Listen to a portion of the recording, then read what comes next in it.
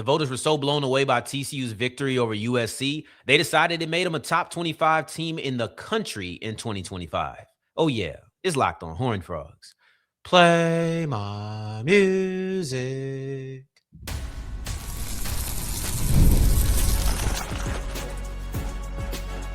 You are Locked On Horned Frogs, your daily podcast on the TCU Horned Frogs. Part of the Locked On Podcast Network, your team every day.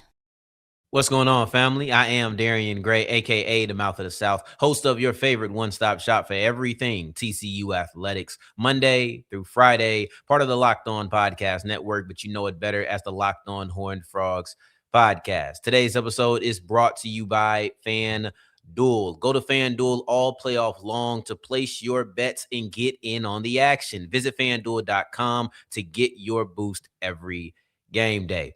Now, we're closing out today's episode with a question of, did TCU men's basketball get their mojo back with their victory over Oklahoma State? Unfortunately, TCU women's basketball was not as lucky, though Olivia Miles did shine in the matchup. This whole thing starts off with a surprise, and I have a friend with me, Sarah Smith, KCEN. I'm stunned, Sarah, that TCU made the top 25. And I know a lot of people are going to say, they had 3 games in a row. They beat Houston. They beat Cincinnati. They beat USC. I get it 100%. We'll get to that stretch in a second. But the reason I'm surprised over everything else is going into the bowl game. In the last poll before the bowl season, TCU wasn't even a top 40 team. They're top 25 now, number 25 in the polls. But going into the bowl game, they had one top 25 vote. Not a top 10. They had one top 25 vote by anybody in that voting committee. And then they end up beating USC, and they're at 25. So that tells me that, yes, the end of the season was great, and you and I will probably talk about that.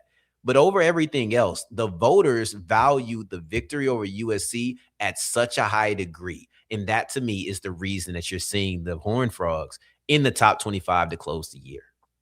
Yeah, and I just think you bring up the fact that voters really valued that win. We actually had a conversation prior to that game about whether or not a win against USC means anything. And I was kind of advocating that it does mean something. And so now we are seeing that. And this is no diss to TCU, but I was just as shocked. I was scrolling on my Instagram seeing this, and at first I scrolled past it because I really didn't think it was about TCU football. And then I kept seeing it and was like, wait, this is real. And it's not like TCU has bias like maybe a big time SEC team or a Big Ten team or a team like Texas Tech. You know, we had our national championship run, but a blind squirrel finds a nut every once in a while. And so it's not like we have a reputation of greatness. So the top 25 bid is really surprising. And it's not to say that TCU doesn't have the potential, to be a ranked team. We're losing a lot of really top talent, especially on defense. Josh Hoover's not here. We got a new quarterback. I feel like there is a lot of question marks around the football team maybe entering this new season. So the top 25 bid, I feel like, adds maybe an unwarranted amount of pressure and expectation for the team entering the new season. So I don't know. I feel like it could also bring a lot of momentum and like positive energy to the teams. Like, look, our win against UC did mean something. Let's continue on that energy into spring ball and next fall season. Yeah, no, that's interesting. So they did drop the way too early. When people's just, it's way too early to do it, but we're going to do it anyway because we love this sport. Yeah. They did drop the way too early, and I think TCU was 20. Now, that's just one writer's opinion, so that'll be interesting. But I love the angle you took, that finishing 2025 as the 25th ranked team could carry over some pressure. I do think that you look at that season and you look at the rankings, you look at how we talked about this season, and then you look at the rankings, they don't necessarily add up. Yeah. They don't necessarily add up. But when you go into next year and you're like, okay, this was a top 25 team to close the season, I gotta agree with you in the sense that it does put pressure on the players to live up to a certain expectation, which you want. It also puts pressure on Sonny Dykes. I think in a way, maybe it alleviates the struggles of this season for Dykes. like for everything we've said about him, to lead TCU to a top 25 team is kind of a feather in his cap. I mean, it puts pressure for 2026, but it's a kind of a feather in the cap for 2025. And I don't know how to treat it because I didn't feel like they were a top 25 team, but they earned Yeah. it at the same time. Yeah, I didn't either. And it's funny that it does kind of put a blanket on the faults of TCU's football season because if you bring up any podcast episode from the football season, we're probably saying one thing negative about the performance of the team. Yeah. So I guess it doesn't really make sense in a way, but who knows? Maybe the voters have a lot of confidence in this new TCU squad. So I guess we'll just have to see. Yeah, we will have to. I want to get back to the closing of the season, right? Because Yeah. if you would have told me we valued your ranked victory over Houston, who's a team that is still ranked, by the way, and we valued your ranked victory over USC, who is still ranked, by the way.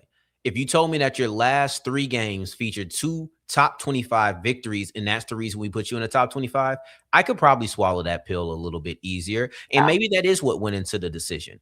I look at the jump between that game versus Cincinnati and this game versus USC. That was something I note because you were so far down. No one even considered you a top 25 team. So the fact that that jump happened, let's put that to the side and let's look at the more acceptable reason. If I told you you got 2 top 25 victories in the last 3 games, we're going to make you a top 25 team. Do you think you could accept that as the reason TCU is in that final ranking for the AP poll? Honestly, no, because you're discounting the rest of the season. It's like you're only taking a snapshot.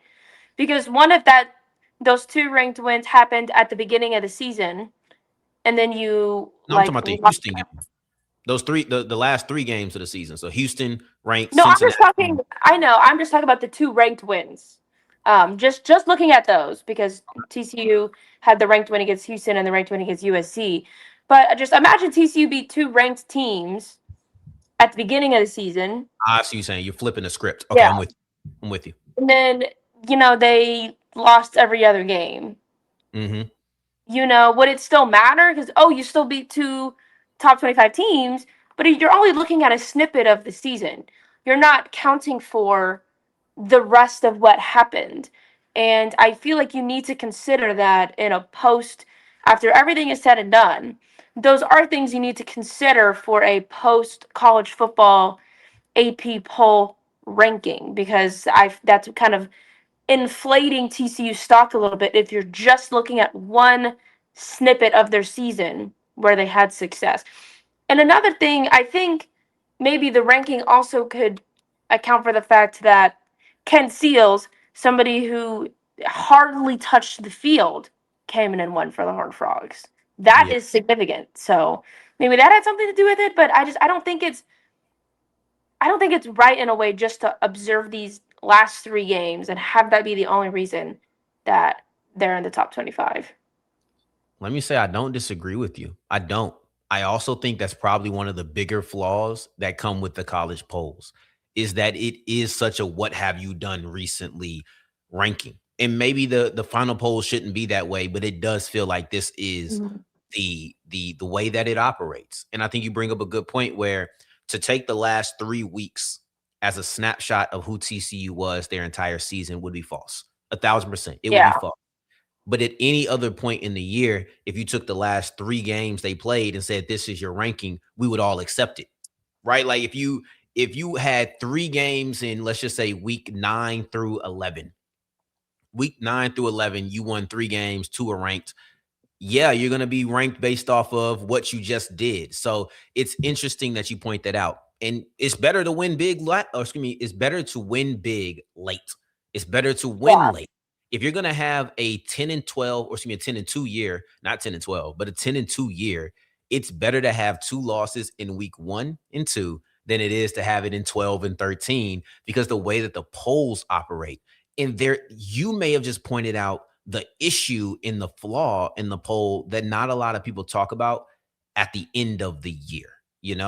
It's and I'm gonna say this real quick. It's kind of like Miami. where, in my opinion, the way the polls were setting up, Miami should not have made the playoffs. Now, what we saw in their playoff run showed why they should have, and they beat Notre Dame. But the fact that Notre Dame lost early and Miami lost towards the middle of the year, it led to the Irish being ranked above the Hurricanes towards the end of the season. And then they realized, hey, we cannot let this happen. So then they did like a whole shift and corrected it and whatnot. But you look right before the college football playoffs, that tells you how those polls operate. We only care about what you did late. Yeah, and that should never be the expectation going into the AP polls. So hopefully, me bringing this up opens some more conversation to the viewers and question the AP poll. But I gotta give it to the Horned Frogs. I mean, that is a phenomenal way to end the season, and with all of the things that the critiques that we made on the season, finishing strong was the best outcome for TCU, and I'm happy that they were able to finish that way. Yeah, if you think that we're kind of surprised right now, wait till tomorrow, because tomorrow we're going to look at, or I'm going to look at, the way too early rankings that put top 25 to bed. They said TCU's a top 20 team going into 2026. So we'll talk about that, because that surprised me even more than what we just talked about. But you have to wait 24 hours for that one. Let's move forward, though, because Olivia Miles had a really good performance versus Ohio State, despite the fact that the Frogs were not able to come out with the victory. Sarah wants to break down what was so special about not only that game, but also what Miles has been doing this year as we continue with Locked On Horned Frogs. Today's episode is brought to you by FanDuel, and FanDuel is the best way to get in on all the action. Hopefully you were able to get some of those college football playoff profit boost. Now, Monday was the last day for that, obviously, with Indiana versus Miami. But you know what? Just because that's gone doesn't mean you can't get in on the action during the NFL playoffs, right? We have conference championships coming up on Sunday between Denver in New England. Can Jarrett Stidham get it done? And then you also have the Rams versus the Seahawks, yet another NFC West showdown. Who's going to get it done there? So many questions, so many different things to get money. I promise you, Jarrett Stidham is not going to have a high over under. He isn't when it comes to passing yards. Make yourself a little bit of change on that. College football is done, but pro football is still going. College basketball is here, and so is pro basketball, as well as the NHL. It's all there. It's all on FanDuel. So all you have to do is go to FanDuel.com. That is FanDuel.com to make every moment more. As we continue rolling with today's episode of Locked On Horned Frogs, I appreciate you for making this your first listen of the day every day. Make sure you're joining the Everydayer Club. Sarah and I are doing this right after the game. As soon as the game ended, we hopped in the studio to record this episode, but we also could have been talking about it live in the Everydayer Club. That's the things that it provides, a direct access to. You don't have to wait until the show comes on to see what I'm thinking, for me to wait to see what you're thinking. No need to comment in the videos that sometimes I miss. Boop, boop. Notification to my phone, and I'm responding right to you. So let's go ahead and hop in the Everydayer Club. It's $5 a month or $50 in a year if you want to save that little extra change. Now, Sarah, we usually do the graphic, but this one was larger. This conversation is larger than just one graphic. So forgive me. I know the graphic looks amazing, but we're going to take a week off of it. And we're going to look at what Olivia Miles was able to do versus Ohio State. Despite the fact that the Frogs lost that matchup, she did perform pretty well. Yeah, and mind you, this is a top 15 team that TCU is playing against, and they only lost by 3. And TCU had it in the game. It's just Ohio State made that late run to take that victory. So I'm not too critical about the loss, but Olivia Miles, man, she is just on fire for TCU. And she is so talented. The past couple seasons for TCU women's basketball have just been so monumental, because now that the team is able to, have consistent success, you can bring in this top talent just like Olivia Miles. Her stat line versus the Buckeyes, she led in everything. 24 points for the Horned Frogs, 11 defensive rebounds, and 7 assists. She is third in the Big 12 in points and also assists. So this just shows directly how dynamic of a player she is. Miles can be that offensive threat, obviously 24 points, but she can also enable her teammates to also find that offensive success. There's another Horned Frog in the top 10 for scoring. That is Marta Suarez.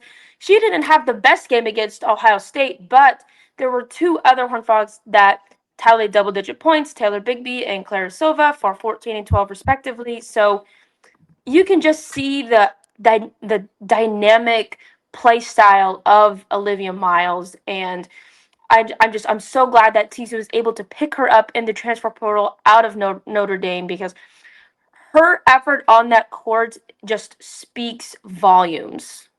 Yeah, I think that that's the type of game that you're going to need from her. And Exactly. what Marta Suarez did, you can't have it happen again. We're Yeah. not going to be overly critical because she's a good player. Good players have bad games. Unfortunately, when you're playing a team like Ohio State, you can't Yeah. have that bad game.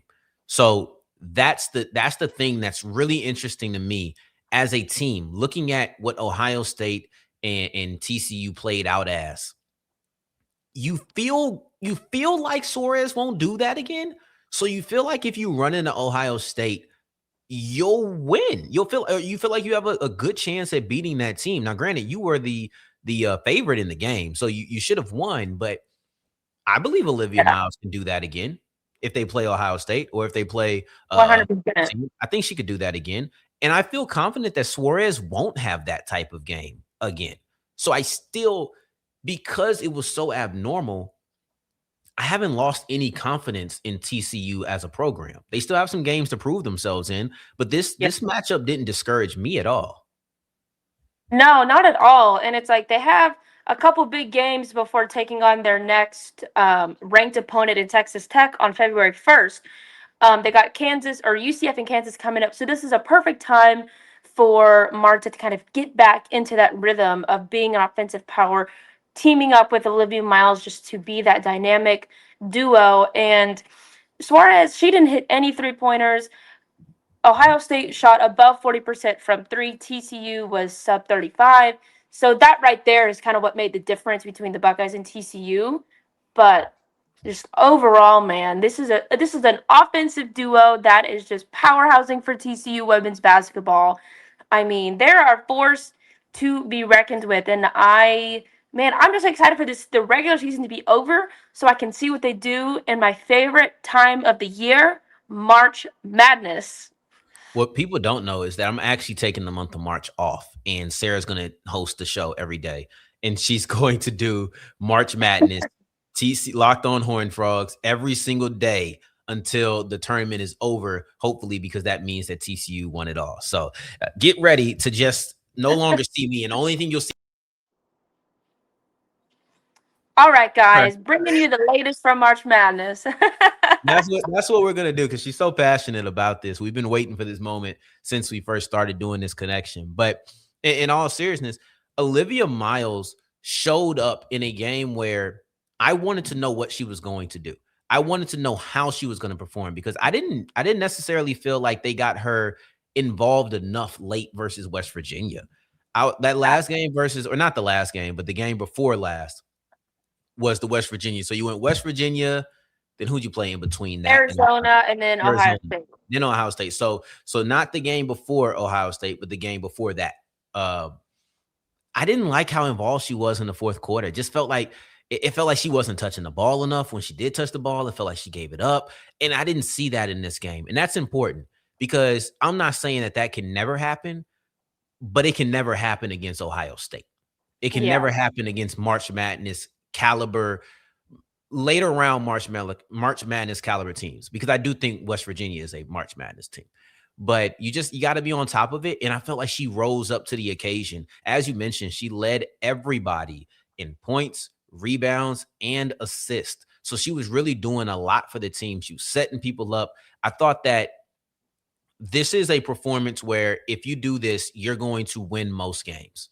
You're going to win most games with Olivia Miles scoring 24, getting 11 and 7. on the side. I just think that's Yeah. a recipe for success. Unfortunately, it didn't happen this time, but that's why I feel like we're so upbeat, because the star of the team had a star level performance. Yeah, 100%. And it's not often you are gonna win games when you just have that one person going off for lots of points, and so you need kind of that well-rounded effort, which is something we have seen from this team. So it's not like it's not there. It's just, Ohio State is Ohio State. They're gonna come in and do what they're gonna do. And unfortunately, it ended up going that way. But I think there is a lot of potential for TCU to rebound. And it's hard to beat any team twice. It's hard to beat a top 10 TCU team twice. If they find each other again in March, it'll be a really interesting matchup, and I would expect that TCU come in prepared to take that win. Yeah, so while the women weren't able to knock off OSU, the men rallied back in a fashion that I don't think either one of us expected. Did the men's basketball team just get their mojo back? We may have different opinions on this one, but let's dive into it as we continue and close out today's episode of Locked on Horned Frogs.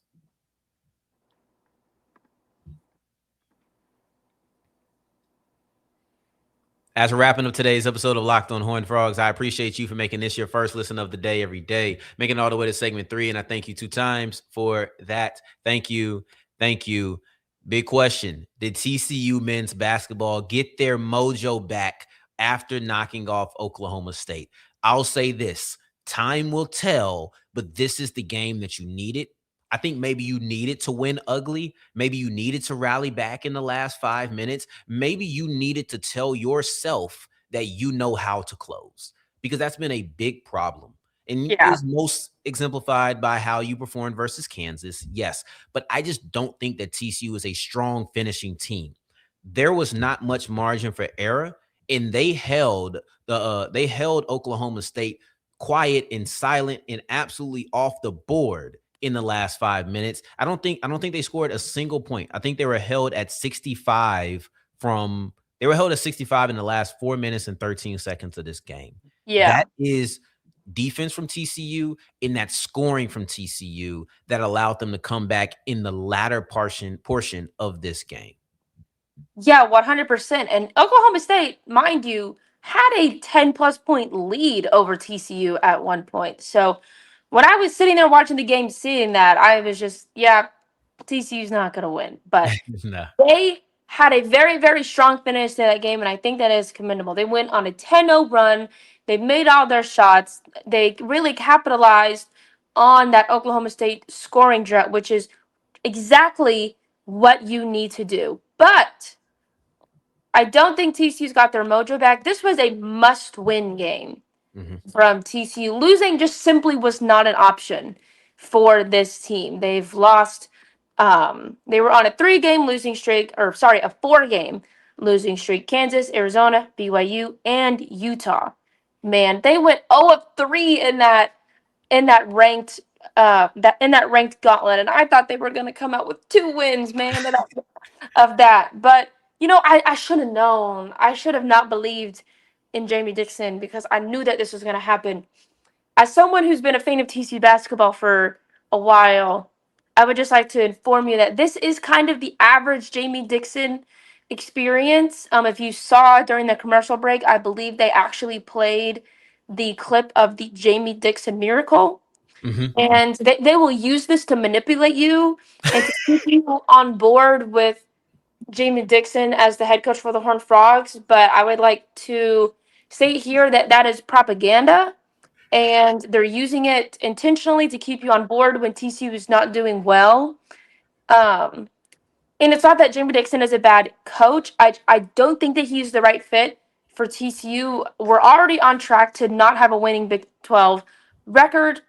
And you got Baylor is your next game at Foster Pavilion.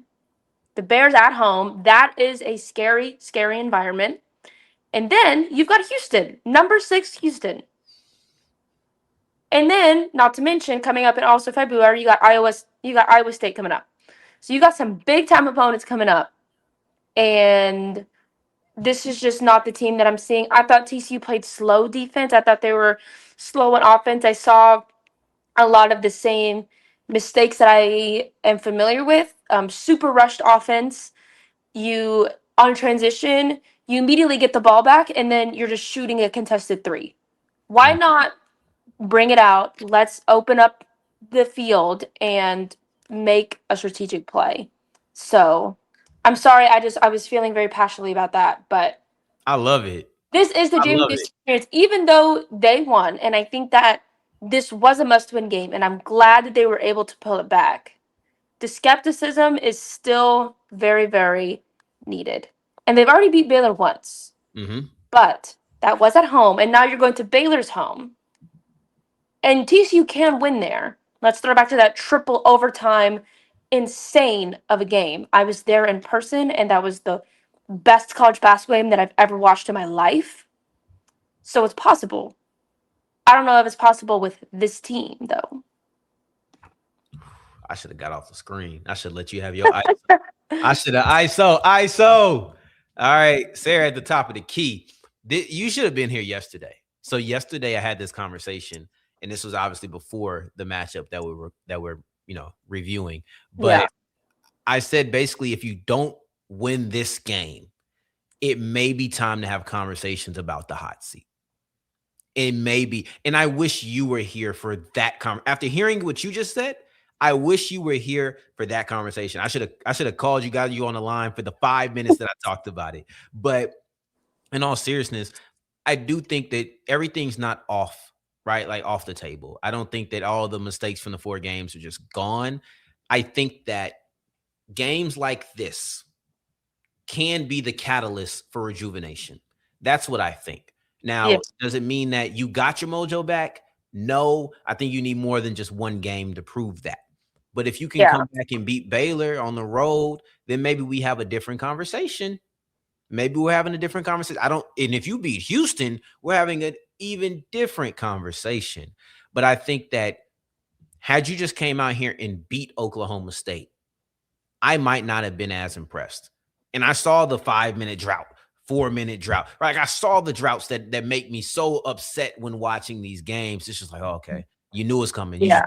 I saw it, and I thought that they were going to fall victim to having those droughts cost them the game yet again. But because they showed resiliency in the midst of a game, because they showed the ability to lock down in the last 4 minutes and change and turn on the offense, I thought that was more impressive than just winning a standard game.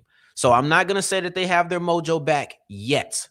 But what I'm going to say is this is the beginning, or this is the type of win that does give you your mojo back. If you know one thing, sir, I love straddling the fence. I do it. Okay. It's not there yet, but it's on the way. That's my, and I predict they do go out there and beat Baylor because they are getting their mojo back. There we go. No more fence straddling. Man, I would love for them to go in and beat Baylor. And like I was just saying, that is so possible. I'm not saying that TCU has zero chance to win Baylor. They've won in Foster Pavilion before. They can do it again. Also, I feel like I know I was pretty negative about the game, but I would like to mention that I feel like David Punch is progressively getting better Mhm. throughout the season. Tonight, he was the leading scorer across both teams with 22 points and 10 rebounds, 7 defensive, 3 offensive rebounds.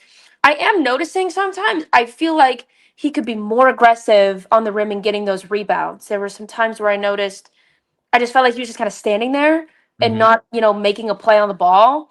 And so that's something that I would like to see. And you need that, especially in the Big 12 when like 5 or 6 teams are ranked Yeah. and Yeah. you have to go through those teams. You need to be aggressive like that. But I do feel like he is getting better. He is getting more aggressive. He is becoming a really strong force for TCU um, in the rim area. So that is something that I'm looking forward to against Baylor, and I think that he'll continue to solidify his place. I mean, he's only a sophomore, so I wish Jamie Dixon did this more of drafting fresh or like really investing in young players like freshmen and sophomores and building them up throughout the years. I feel like he's just aggressive in the transfer portal, and even though it's great ranking in transfer portal, basketball is a really chemistry heavy game, and I think sometimes that shows when you're just like picking out of the transfer portal the pieces of your team. I can see that. And I'm going to be watching Punch even closer because I do feel like he's getting better. But I'll be seeing in a big game like this is when big players need to show up. So Yeah. we'll be back tomorrow. We'll be talking about the way too early rankings.